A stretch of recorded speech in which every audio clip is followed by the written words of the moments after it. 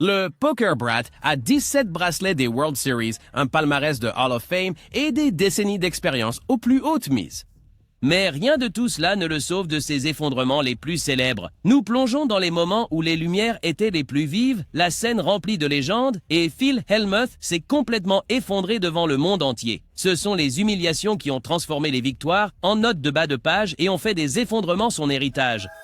Le moment le plus élégant de Hellmuth, jusqu'à ce qu'il ne le soit plus. Pendant près de 2 ans, nous avons présenté les explosions les plus explosives et humiliantes de Phil Hellmuth, mais un clip se distingue des autres. Si ce n'est pas le meilleur effondrement de Phil Hellmuth, c'est certainement notre préféré. Phil va surenchérir, c'est juste une question de combien.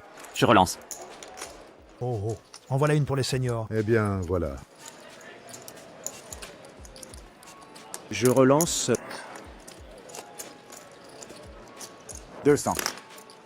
200 000 et la surrelance. Andy 7 l'a dominé toute la nuit, mais soupçonnez-vous que Hellmuth a une grosse main ici après avoir limpé depuis la petite blind. Et maintenant, il vous surrelance, vous, le chip leader, alors que vous êtes en position.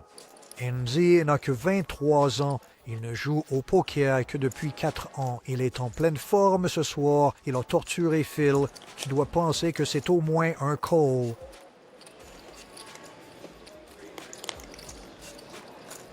Tapis. Oh là là, eh bien il fait tapis. Là, vous voyez les émotions de Phil. Il a peur que le gars ait un as ou un roi. J'ai un mauvais pressentiment que tu as des rois. Je ne sais juste pas quoi faire à ce sujet. Il devient paranoïaque. Il se fait bousculer par le gamin. Eh bien Vince, que tu crains toujours que lorsque tu as 2 dames dans cette situation, le gars t'est battu, mais je ne vois pas comment il pourrait se débarrasser de cette main. Je suppose qu'il n'y a rien que je puisse faire à ce sujet. Là vont les jetons. Ouais, il va suivre. Phil va adorer ça. Eh bien, avec les cartes, il a environ 2 chances sur 3 de doubler. Donc toute la misère qu'il a subie jusqu'à présent ce soir peut être corrigée ici et maintenant. Il sera presque le leader en jetons s'il gagne ce pot, Vince. C'est le cas. Sa main doit encore tenir. Phil Hellmuth a une grande opportunité ici. Une paire de dames. Il est tout en contre à ce valeur.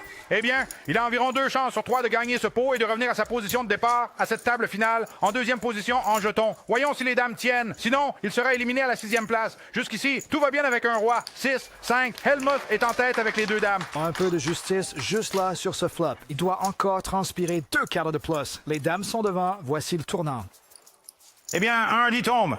Maintenant, cela signifie que la dame, si vous nous avez donné 3... Phil a une défense. Il a la défense. Il a la défense. Donc, il a besoin d'un as ou d'une dame. Hellmuth, grand favori pour doubler ici et revenir en 2e position en jetons. Ouais, le gamin a besoin d'un gros coup de chance. Ne le fais pas à Hellmuth ici. Oh, c'est une offre. Oh, il l'a fait un poignard dans le cœur pour Phil Hellmuth sur la rivière. Il commence à être choqué et tout le monde ici l'est aussi, alors qu'il prend un coup sur la rivière pour être éliminé à la 6e place. Bon jeu, mon pote. Bien joué, frère. D'accord, mec. Mais il faut lui reconnaître ça. Il se comporte en gentleman. Il prend la mairie de BFS, mais il serre la main. Je ne peux pas vous exprimer à quel point c'était un honneur de jouer avec vous, surtout pour le premier grand tour de quart de finale. Incroyablement, Phil Hellmuth est sorti de la 6e place, va ramasser 117 000. On dirait qu'il est bon joueur maintenant, serrant la main de tout le monde, les félicitant tous. Ver surprend tout le monde. Il prend une carte de rivière brutale, reste calme, et on dirait même qu'il gère la perte avec une véritable dignité et intégrité. Pendant un instant, on pourrait jurer que le Poker Brat a enfin mûri. Tel gars, il est dévasté parce qu'il avait une grande chance de gagner un titre de WT ce soir. Ça s'est tout simplement pas passé. C'était un cauchemar pour lui. Maintenant, il se tient la tête et maintenant, il est malade. Maintenant, beaucoup de joueurs pensent que Phil agit parfois comme un bébé. Ils diront, oh, début, c'est sûr que c'est team. Quelque chose comme ça. Je pense qu'il est juste émotionnellement dévasté d'avoir été éliminé de ce tournoi et qu'il voulait tellement gagner. Petit.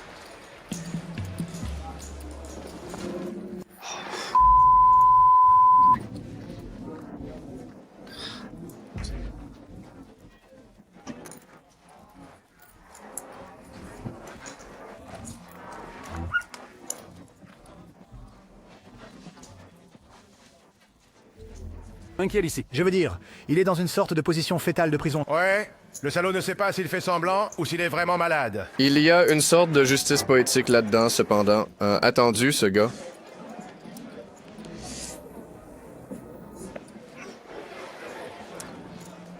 Bien, il est enfin debout. Il a l'air d'aller bien. Oui, alors maintenant, il se précipite tout devant de la foule, mangeant avec les joueurs. Le rideau tombe et le vrai spectacle commence. Juste au moment où la table pense apercevoir un rare moment de grâce, Phil explose en plein théâtre. Ce qui commence par de la maîtrise se termine en catastrophe alors qu'il s'effondre directement en position fétale dans l'un des effondrements les plus absurdes de sa carrière. Entre un lock et un endroit difficile. Cette fois, Helmut se mesure à l'un des personnages les plus aimés du poker, Phil Lack. Lack a connu beaucoup de succès sur le terrain, mais ici, c'est le jeu lui-même qui cause tous les dégâts à Helmut.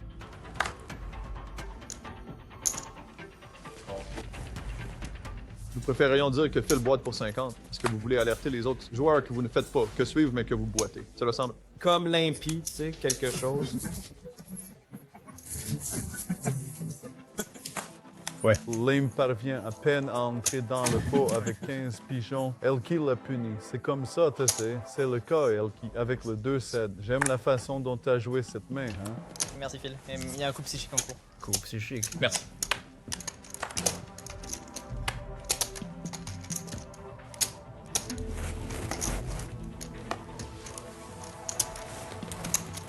Tellement pour le chèque. Ouais, mec, vous savez que je ne relance qu'avec un roi ou des as, non? Wow, tu as gagné du chèque. Oh, ce n'est pas le cas.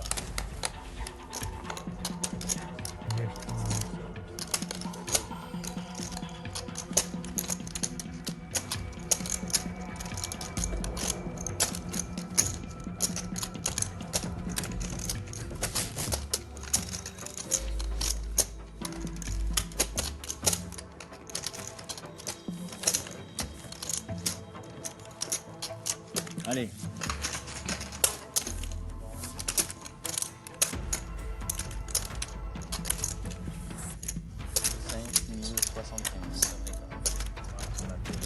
Ouais, j'ai un truc de voyant, tu sais.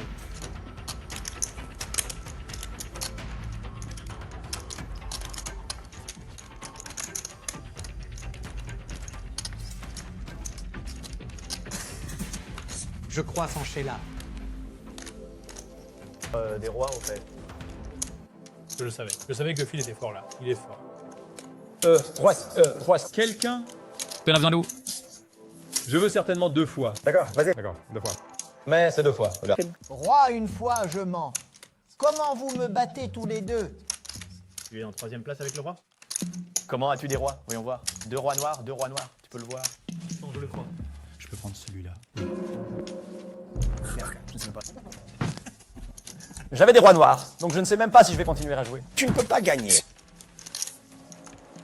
Bien sûr, tu avais des rois. Je savais que tu allais coucher des rois. Ces idiots auraient tout suivi, bien sûr. Chacun d'eux, d'ailleurs. Chacun d'eux. Pas un seul joueur ne se couche avec un roi, spectateur facile ou non. Allez, je veux dire, tu reviens et tu joues les rois. Tu vas me mettre sur valet comme la dernière fois. J'ai toujours eu l'impression que c'était à l'étage. Ouais. Ça m'a coûté 3500 de plus. Phil, tu me connais déjà trop bien. Qu'est-ce que j'achète ici? Je ne sais même pas si je veux encore jouer. Le pouvoir psychique, c'est comme... Ouais, je déteste ça, tu sais. Ce spectacle de Phil Lack avec ce triste... enfin, un top 2 contre lui. Wesby, il aurait suivi avec As-9. Il est assez mauvais pour jouer As-9. Tu vas coucher les rois. Pourquoi? Il va appeler avec As-9. C'est ce qui va se passer. Après une paire de top kickers, peu importe, c'est difficile d'obtenir une paire. Encore une fois, t'as 7 paires, je vais mettre... C'est plus d'argent avec moins, peu importe. Je dois rentrer chez moi. Pour les pros à la table, les plaintes de Phil sont un divertissement, pas une tragédie. Mais cela soulève la question éternelle. Comment le meilleur joueur du monde peut-il détester le jeu qu'il domine? Il est amoureux du poker quand il empile les jetons, mais dès qu'il est en train de perdre, soudainement le jeu devient injuste. Je pourrais être frustré, mais je suis dangereux. Dans notre prochain extrait, Phil Hellmuth et Daniel Negreanu s'affrontent, tous deux avec des mains peu impressionnantes. Mais la différence ne réside pas dans les cartes, elle est dans l'état d'esprit. Phil est déjà en train de bouillir, au bord de l'énervement total. Je veux juste être un grand favori. Je pourrais être frustré, mais je suis dangereux. Dangereux. Est-ce qu'ils s'y mettent ici? Jonathan a passé 5 mauvaises cartes. Daniel a passé Dame 6. Je veux juste environ 30 dans le noir, tellement énervé. Wow. C'est une assez grosse main pour, je veux dire, toucher un tirage quinte au flop. Oh, maintenant il a une quinte. Il ne veut pas de la couleur sur le tableau. Avec Miss. Negreanu a un tirage can't flush. C'est tellement fou. Il pense, si seulement j'étais contre l'as de pique ici. Je pense qu'il va dire 30 et essayer de les pousser. Faites-le moi savoir. Est-ce que Helmut va bondir de son siège quand le pic arrive? Oui! Prends-le. Comment est-ce que c'est arrivé? Pas de question. Pas de question. Ça va? Tu penses qu'il accorde autant d'importance à ça? Il mise juste parce que c'est Helmut. Mais il sait qu'il a la meilleure main. Et... Cela ressemble certainement à un pic plus élevé. Couleur.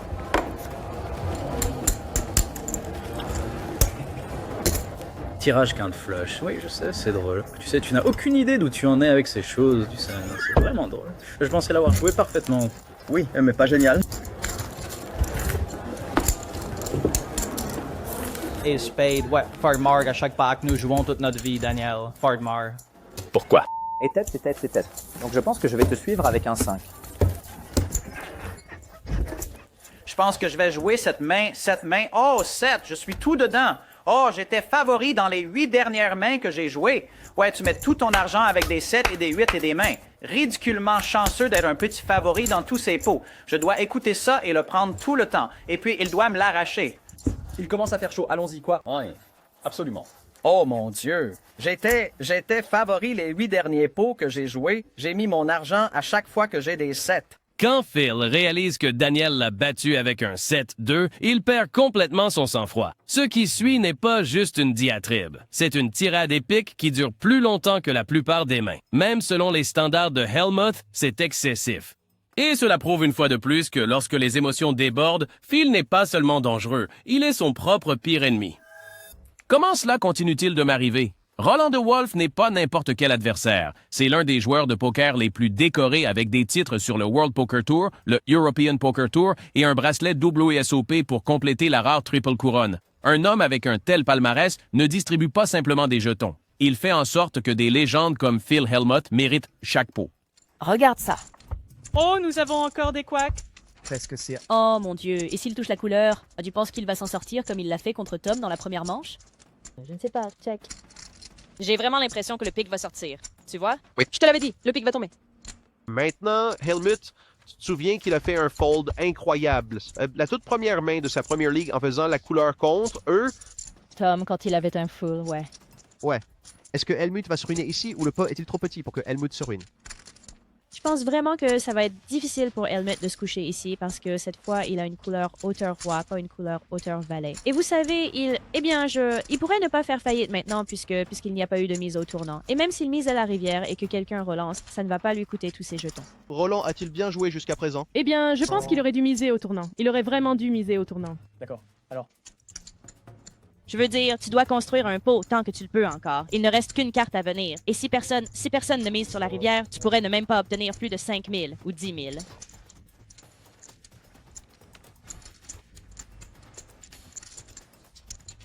Non, je suppose. Qu'est-ce que ça change?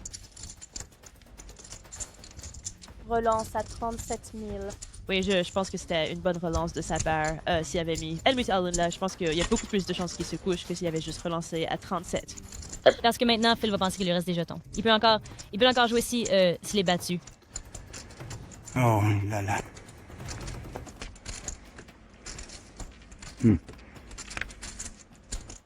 Il se retrouve dans beaucoup de situations difficiles. Il l'est vraiment. Et je veux dire, est-il capable de... Nous savons qu'il est capable de faire de gros folds. Mais avec la façon dont l'action s'est déroulée, est-il capable de passer ça où?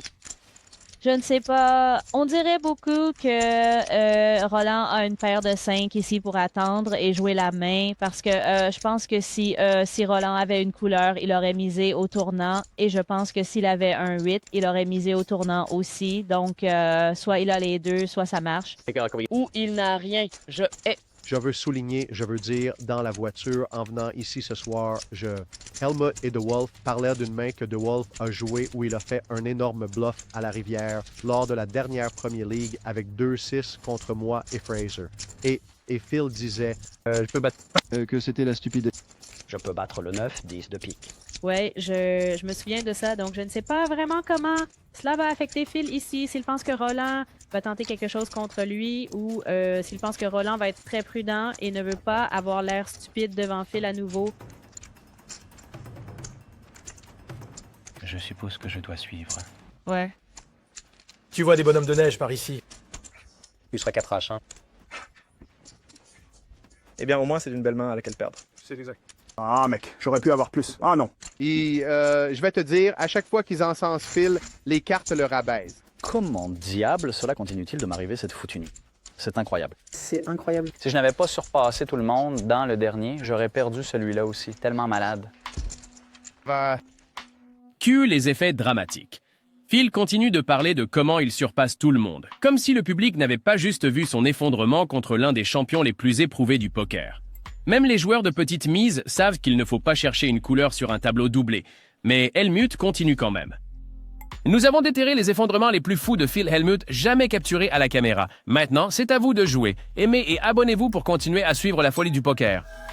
Vieux rivaux, même histoire. C'est encore Daniel contre Phil. Et cette fois, la table est remplie de légendes du poker. Et comme toujours, Daniel montre la stratégie pour battre le poker brat. Faites-le avec un sourire et un peu de style. Quoi? Combien?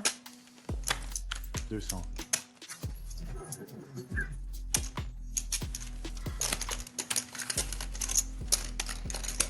Ça ne me dérange pas de tenter ma chance. C'est bon, peu importe. Est-ce qu'on double le 7-2 à cause de ça ou non?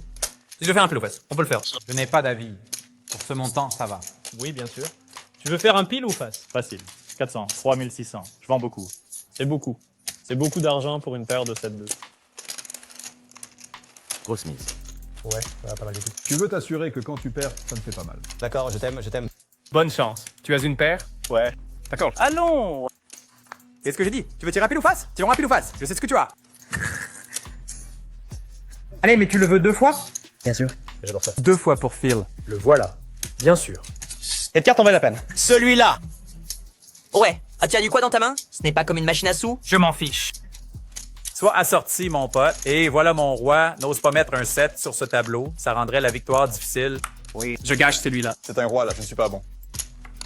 D'accord. Un de moi. Un pour les bons. Oui, Tu pourrais être suivi par un roi et une dame encore après celui-là. Je suis assorti. Oh, allez, 10, 10. Il reste beaucoup de 10 ici. Ah, je l'ai eu. Ah oui, c'est la partie. C'est la seule raison pour cela. Tu roules jusque-là. Oui. Oh, ce jeu est amusant. Oui. Ce jeu est drôle. Ouais, mais on n'a pas besoin de refaire cet endroit. Nous avons de la chance. Nous pouvons faire tous les combats dont nous avons besoin 2 fois. D'accord. Je vais suivre. Reste assorti, frère.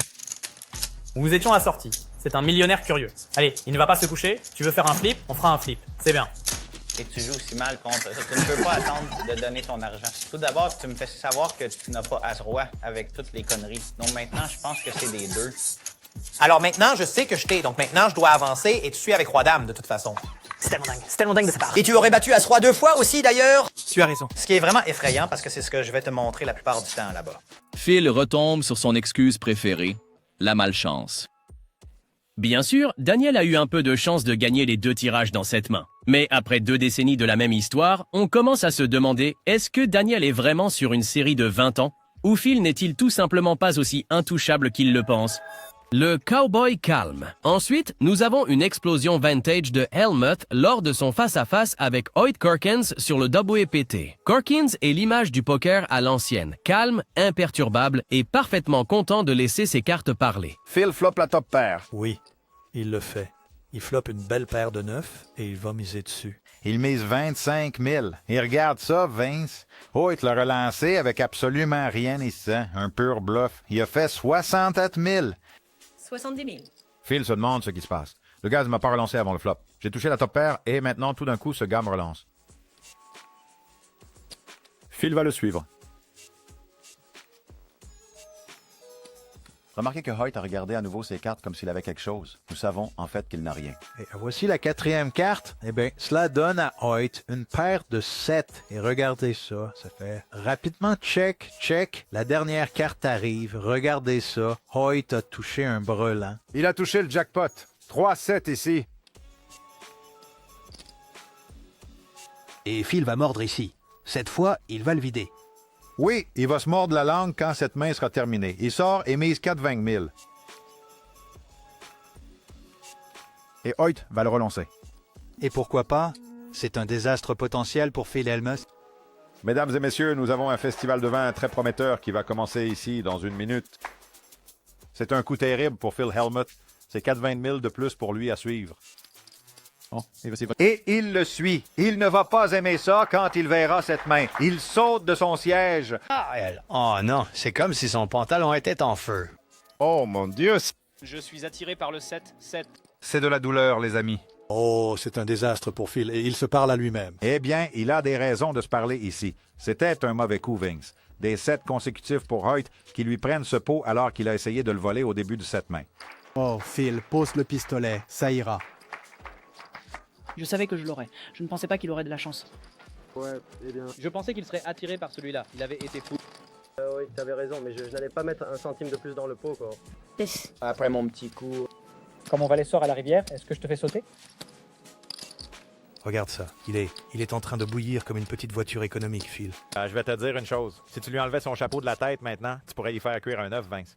Tu as raison, sujet. Il est furieux. Un Hellmuth explose. Il saute de sa chaise, gesticulant, faisant les 100 pas, réclamant de la sympathie de quiconque à portée de voix. Pendant ce temps, Corkins reste impassible, empilant des jetons comme si c'était juste une autre main. C'est une parfaite illustration des deux extrêmes du poker. Un homme aussi stable que l'acier, l'autre s'effondrant sous le poids de son propre ego. La finance rencontre les feux d'artifice. Stanley Choi, un cadre élégant de Hong Kong, aborde le poker comme il aborde les affaires, de manière stable, réfléchie et stratégique. En face de lui se trouve l'incarnation vivante de la volatilité, Phil Hellmuth. Oh mon Dieu. Relance à 8. Pourquoi ne pas suivre ou faire une mini-relance? Je veux dire, le mieux serait que Keating ne lui donnait pas d'action, n'est-ce pas, hein? Mais Keating va suivre. Elle ne l'aurait pas fait, bien sûr. Ce serait drôle si Keating se couchait juste sur cette main et Stanley avec une paire de dames. Oh, quelle vie, man, Hellmuth. Quelle vie. Voilà la relance à 3. Juste un call de Phil, pas de sur-relance, ce qui fait sortir les autres. Ça va faire entrer Keating, j'en suis sûr. Ça le fait. C'est un si mauvais call. C'est un si mauvais choix. Tu peux y aller. Mais je vais le faire. Tourne-moi. C'est un mauvais choix, messieurs. Wow, eh bien, Keating peut, d'une manière ou d'une autre, obtenir une paire de 2 ou une paire de 3 au flop. Nous verrons un gros pot ici. Non. Vérification. Et combien Stanley Choi va-t-il perdre ici avec 50 molles? 5000 dans le call. Et les dames au turn. Oh, on va voir de la vapeur. Vérification. Il va checker et Hellmuth check derrière pour contrôler le pot. Rivière de 4. Allez, Stanley, obtiens de la valeur. D'accord, 21 000. Ah, j'ai un mauvais pressentiment que tu m'as, mais j'ai une paire supérieure. Oui.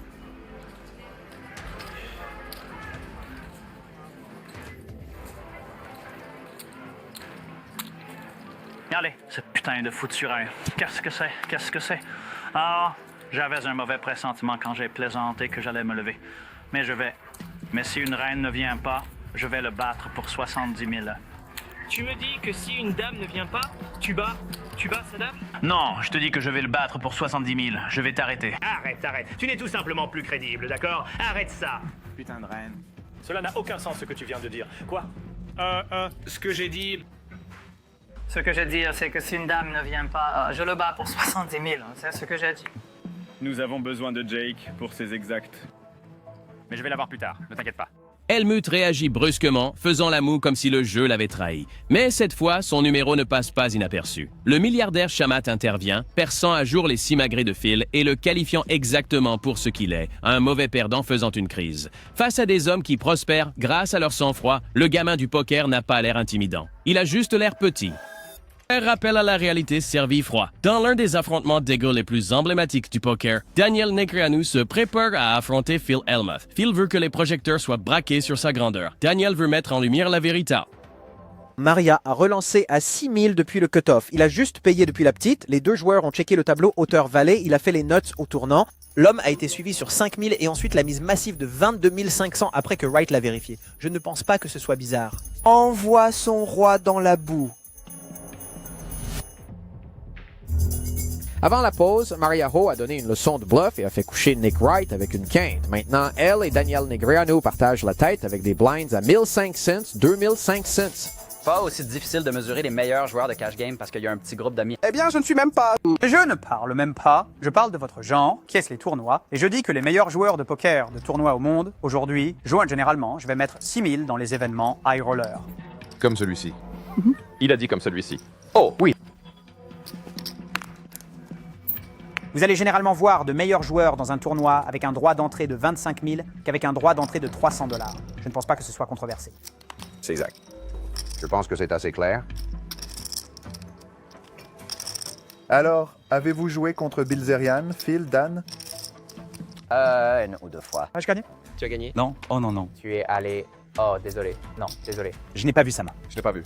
D'accord. Je m'excuse. Non, non, je veux pas. Je suis sûr que tu vas bien. Content de savoir que Daniel ne voulait pas cette main. Désolé, les gars. Non, ça m'énerve quand on change les règles du jeu. Et ils disent pendant, eh bien, celui qui veut le plus d'argent. Puis je suis allé et j'ai gagné tout cet argent. Et ils disent, oh oui, mais maintenant, tu ne joues pas contre les meilleurs pour gagner cet argent. Je veux dire, Daniel est comme un politicien. Il change les règles. Échange. Et... Je pense que tu vas être confronté à ça pour toujours, Phil. Oui. D'accord. 5. Je ne m'y attendais pas de la part de Daniel. Seulement en haut, n'est-ce pas? Je ne m'y attendais pas de la part de Daniel, cependant. You veux que je te dise que je pense que tu es meilleur que Phil Ivey à quelque chose. Quoi? À quoi je pense que tu es meilleur que Phil Ivey? Genre, dis-le. Je ne sais pas. Qu'est-ce que je suis censé te donner ici? Je ne suis pas mauvais au bingo. Se promouvoir. Je ne suis pas meilleur au Texas Hold'em que Phil Ivey. Non, tu n'es pas meilleur au Texas Hold'em que Phil Ivey. Tu veux parier sur quoi, ce qu'il dirait? Parce que il a déjà... Je sais déjà ce que Phil dirait. Il dirait, oh non, Phil Ivey, t'es le meilleur parce qu'il ne s'en soucie pas comme toi, n'est-ce pas? Il s'en fiche. Il ne va pas. Eh bien, il ne va pas dire quelque chose comme pour, vous savez, flatter son ego ou quoi que ce soit. Il s'en fiche. Les gens pensent Billy McLegard. Donc son opinion n'a pas d'importance. Eh bien, son opinion sur qui est meilleur, il va dire toi parce qu'il veut de l'action. D'accord? C'est un arnaqueur, à l'ancienne. Tu l'as touché. Tu vois ce que je veux dire? Tu l'as touché. Ivy, c'est bien enregistré. Ah, Ivy, c'est mieux. Au Hold'em, c'est lui. Et il sait qu'il est meilleur à presque tous les autres jeux que moi. Nous avons discuté de cela. Nous le savons. Tu n'es pas meilleur que Phil Ivey à littéralement quoi que ce soit, sauf pour te promouvoir. C'est tout. C'est tout ce que tu as. Phil Ivey te battrait dans sur les autres formats et je parierais mon argent là-dessus. Et c'est Phil Ivey. Il y a d'autres exemples. Même pas Phil Ivey. Hey, d'accord. Taille et poids, les gars. Taille et poids. Préparez-vous pour ça. J'ai besoin d'un micro. Oh, j'ai un micro. Peut-on reparler des CryptoPunks? Tu plaisantes? C'est le genre de truc qui va faire genre... Vos résultats dans les high rollers, 25 000 no limit et plus, vous avez eu 0 première place, 0 deuxième place, 0 troisième place. Combien? Ce n'est pas exact. Tu as menti à mon sujet et tu ne l'as jamais corrigé. Eh bien, est-ce vrai ou pas? Est-ce un fait ou pas? As-tu eu une troisième place ou mieux? Correct. Il est assez polarisant. Alors, qu'est-ce que tu veux? Qu'est-ce que tu veux dire? Tu parles de la high rollers, il n'est jamais... Comme il est comme. Je suis en hausse d'1,5 million dans les gros parieurs. Oh! Pourquoi est-ce que tu vis? Il vient de dire un fait. Parce que je dis un fait. Tu vois, ce n'est jamais parce que tu es un politicien, tu veux juste le tourner à ton avantage. Est-ce vrai? As-tu déjà terminé premier, deuxième ou troisième dans un tournoi de 25 000 no limit ou plus? Non, mais je suis à 1 600 000. Non! Le fait entier est non. Donc tu n'as jamais gagné, tu n'es jamais arrivé deuxième, tu n'es jamais arrivé troisième. Mais tu penses que tu es le meilleur dans ce format où d'autres ont gagné 30, 40 millions. Ouais, j'ai pas dit que j'étais le meilleur en format, Daniel. Nick, comment te sens-tu par rapport à ta défaite en ce moment? J'adore ça. Oh. J'ai fait... Attends. Mais Mets ton argent de couleur. Qui veut faire ça? 10,5. Daniel a tweeté que je perdais 1 800 000. Non, bonne forme. Daniel a tweeté cela. Je ne sais pas, je sais. Phil est un joueur avisé. Je sais que t'es polarisant, mais j'étais tellement intense. Daniel est un politicien donc. Il dit quelque chose parce qu'il est vraiment... Même si tu obtiens... Même à 5. S'il le critique, il s'en sortira par la parole. C'est génial. J'ai passé avec la deuxième meilleure main. Pourquoi es-tu... Parce que ton pari avec lui n'est pas qu'il doit finir dans les 3 premiers d'un seul tournoi. C'est qu'il doit montrer un profit. Oui. Et si Avi, il a montré 1,5 million de profit dans ses tournois? Parce qu'il en a joué 7. Tu vois ce que je veux dire? C'est comme... Et il en a joué 2, qui sont des achats à $1 million. Donc, si tu regardes son ROI, il est en hausse d'un buy-in. En fait, il est en baisse. Son ROI est négatif, c'est garanti. Mais il a encaissé dans un buy-in à $1 million.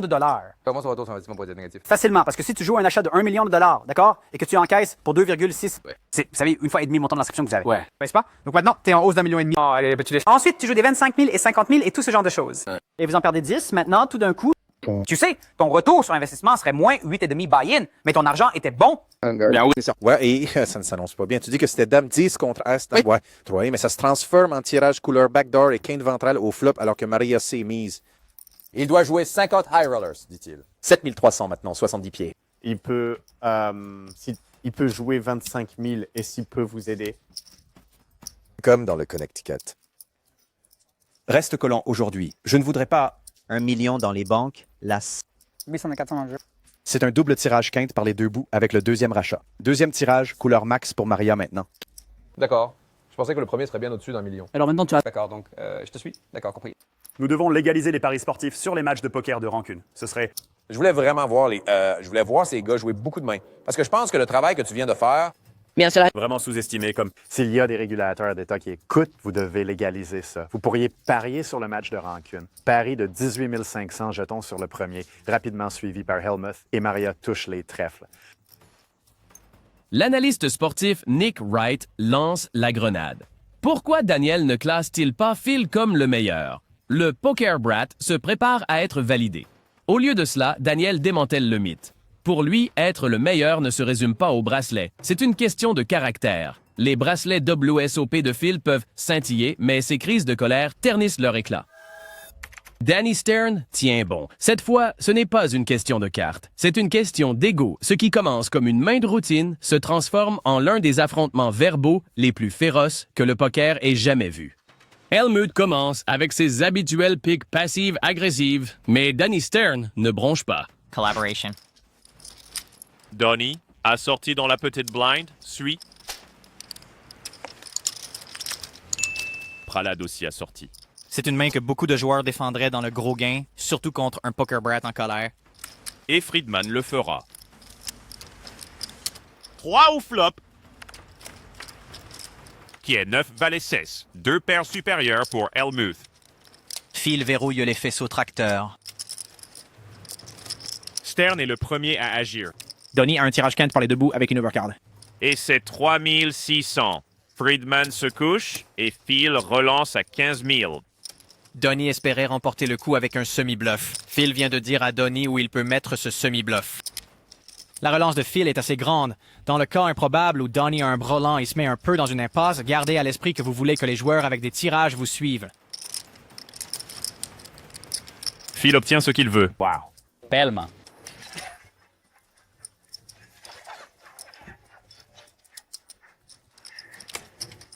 Le tournant est le 8 de cœur. Donnie a complété sa quinte. Phil plaisantait juste, mais je pense que son coach mental doit lui enseigner le secret ou quelque chose comme ça. Ou peut-être qu'au lieu de lire le livre Blink, il a accidentellement lu Bink. Donnie est dans une excellente position parce qu'il a la meilleure main possible et il est presque sûr que Phil a aussi quelque chose de gros. Stern mise 25 000. Helmuth appelle rapidement. Pour citer Phil d'hier, c'est un call instantané, gamin, même s'il est mort face à un full. La rivière, le 7 de cœur. La seule chose dont Donnie s'inquiète est la faible chance que Phil obtienne une suite de cœurs. Et comme Phil a fait ses grands mouvements avant que les cœurs n'entrent dans le jeu, Donnie peut être assez confiant que Phil n'a pas fait une couleur.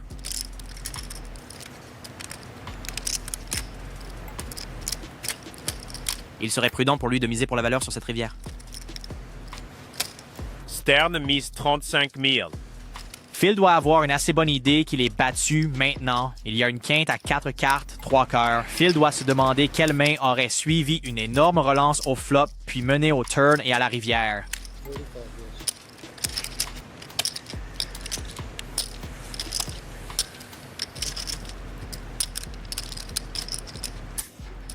C'est vrai?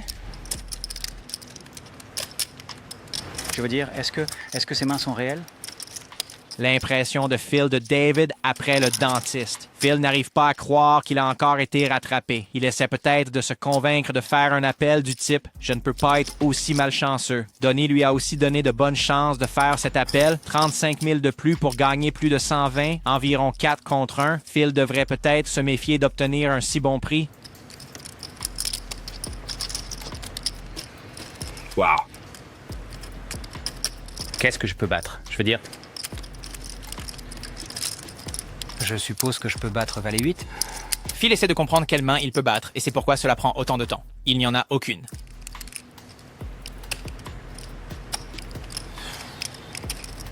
D'accord, Phil suit. Siège éjectable dans 3, 2, 1, décollage.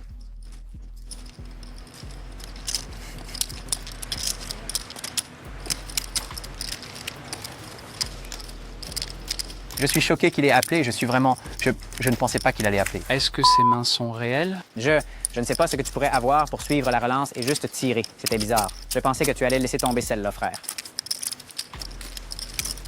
Belle main, mon pote. Belle main, mon pote. Où est mon pédage de plomb? Hey, je vais commencer. Tu veux un service? Je veux dire, mais qu'est-ce que... C'est mieux. Mon Dieu, c'est tellement dingue. J'ai enfin décidé de jouer une grosse main avec un gros, avec les Nuts, et ils ont aussi touché leur miracle là-bas. Je pensais que tu avais dit que tu avais 18. Je ne pensais pas que tu étais assez stupide pour y croire, mais peut-être que tu l'es.